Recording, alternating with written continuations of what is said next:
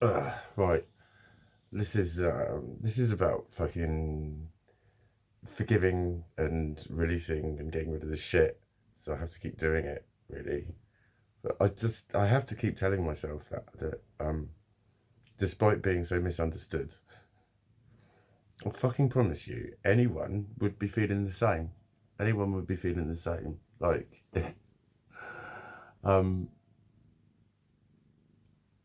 I said the loneliness got hold of me the more I fucking saw how unrelationshipable I was.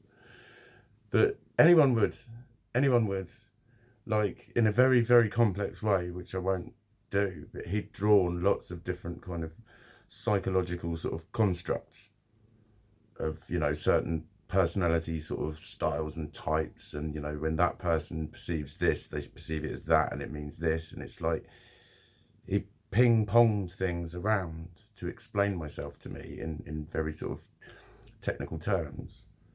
And it was like basically, I'm really attracted to you meant you find me repellent, you find me disgusting, you don't, I'm annoying, that sort of shit. So that is why I have like I say I've got this like I'm naturally fucking toxic. Toxic's always sort of like referred to as an insult of like deliberately nasty, manipulative, like predatory people. But toxic just means like unhealthy connections, and we're always encouraged to be isolatory. I think that's really damaging. It's like everyone needs lots of connections, and a lot of people have got a lot of the connections that give them a lot of things that they don't realize they've got, I think. um but yeah, that's like having your ass handed to you on a plate. Do you know what I mean? Just finding out that, and just knowing it when he was explaining it, thinking, oh god, he's fucking right, he's fucking right. Shit.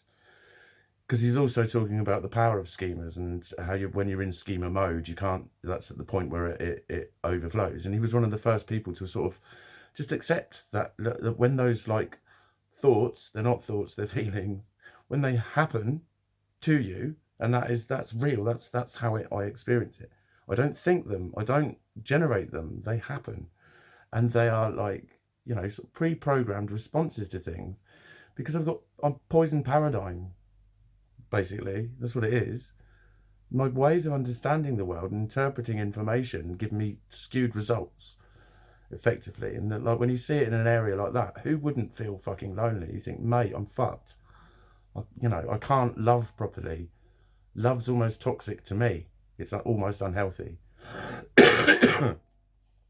And again, it's like a lot of that time, that was when we were going through the other graph I haven't got hold of yet.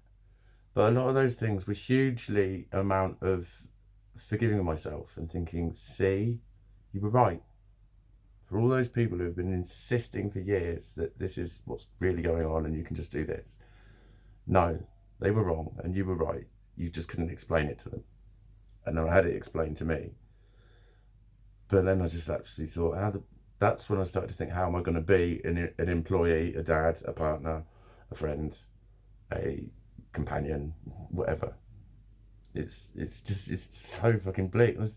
Anyone would be like that. You'd be like that if you had repelled a lot of people, and I have. I've been found disgusting by a lot of people. I've had been pushed away and shit way too many times, and just called horrible shit, and it sticks. It sticks. Um, but then it was, like part of that forgiving and loving myself was like just understanding this side that society and girlfriends had always told me basically made me not a man was my female side. And that's what I've learned to kind of like. It's like I didn't want to be having that conversation with just one person who really got to know me, because I thought that's not being me. So that's not why I talk about my woman a lot more openly. And people can fucking. I still identify as a man. I always will. It's just I'm like 40% woman in a lot of ways. And if I think of myself like that, I make more sense to myself, and I function a lot better. You know what I mean? That's why. What was I looking at? I was looking at like a lot of what's changed, and like I did have for a long time a lot of close female friends, some of whom were also sexual partners occasionally. So it was like basically I was again just cherry picking little safe bits that I could cope with, and collectively they became my girlfriend in different ways. You know what I mean? And I don't do that anymore. It's just weird. Sex with people I don't really know is just uncomfortable. Do you know what I mean? That's like I can't even do what, you know. If people are struggling with relationships, they go, "I just get laid." I can't even do that. Can't even do that. I've got intimacy issues. You know what I mean? You can't be confident when you're out and about when you know you've got intimacy issues. You can't. Anyone would be the same. If you fucking start touching me, I'll squirm and shit, and I'll be weirded out. It's like, well, yeah, but then if you had lived a life where so many of your sexual encounters just led to fucking colossal emotional dysfunction, you'd be trepidatious about having sex with people. You construct the world the way you experience it. And you know, it's when you can be set off in a club like I was when that guy said, he did it twice. He said something and then denied he'd said it, and it freaked me the fuck out. Do you know what I mean? And that was that one of my early nights. I think that was one of my early nights. That's when I had to go home again. You know, when that keeps happening, you'd be trepidatious about going in clubs. If you kept going in clubs and you found that they were more toxic, you're supposed to be there to relax, let yourself go, do what you love, listen to what the music you love, see the people you like, be around them, have fun. And it becomes a fucking nightmare ordeal, and shit starts happening that you're not in control of, literally, and you're just ending up going, oh fuck, it's happened fucking again. That's literally how I experience it when I freak out. You wouldn't feel confident about yourself, about being around people. If that could happen that fucking easily and you could be an undone, gibbering wreck, and you've got no literal control over it, you were having a conversation about something and it ran into another subject, and you were just you were going with it. And then it just started to get a little bit disagreeable, and it turned into that. It turned into a total freak out. You'd fucking be scared to go out too. You would.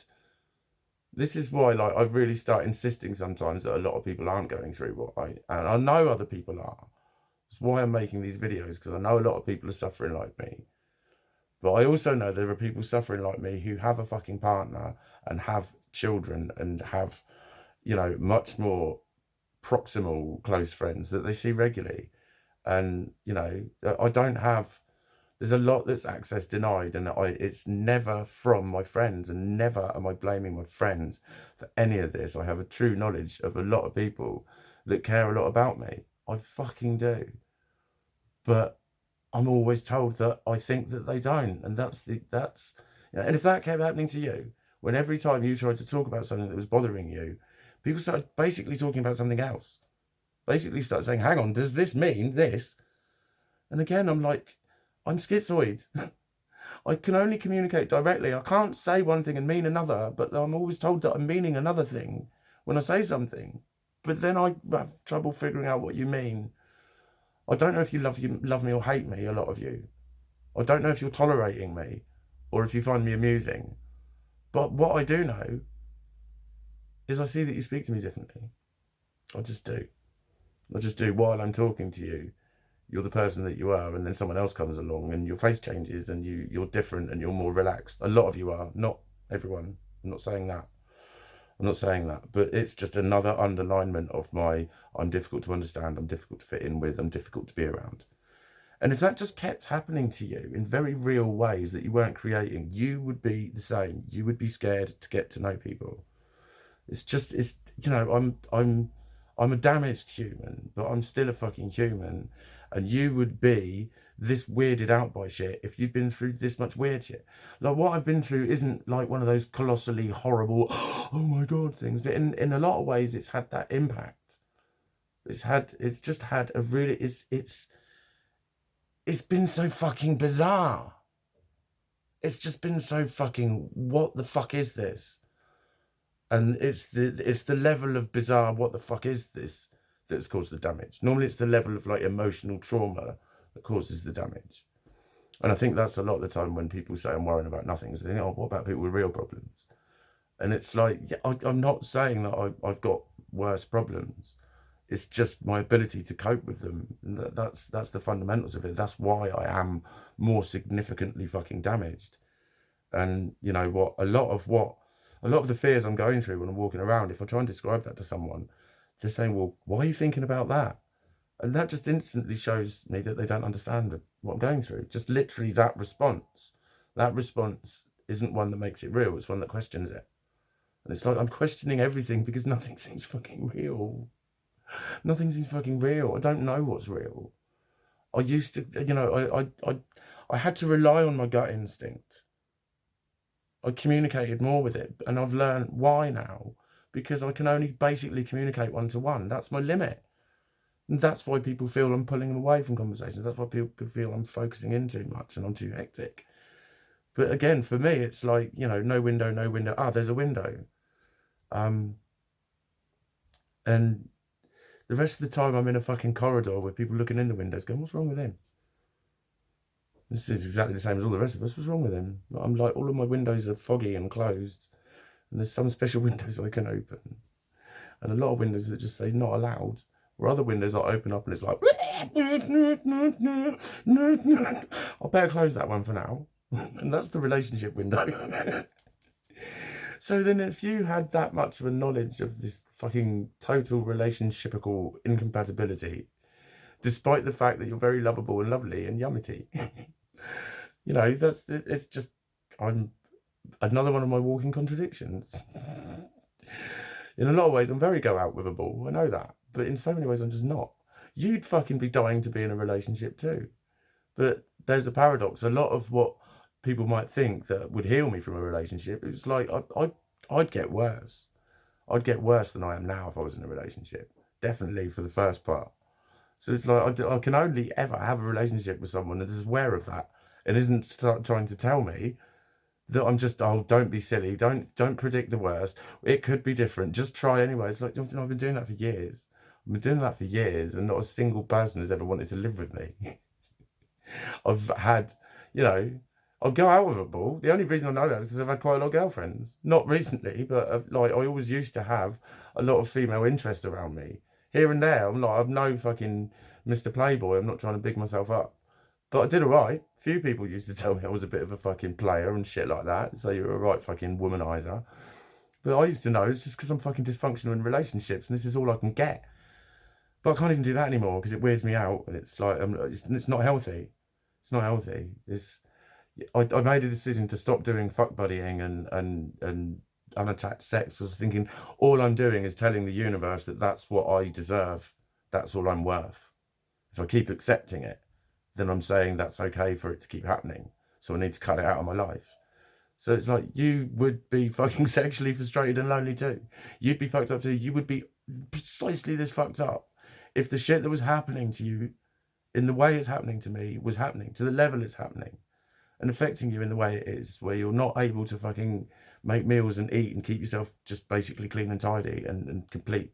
And the prospect of a relationship or a fucking full-time job or even an official process that involves a lot, it's just baffling to you.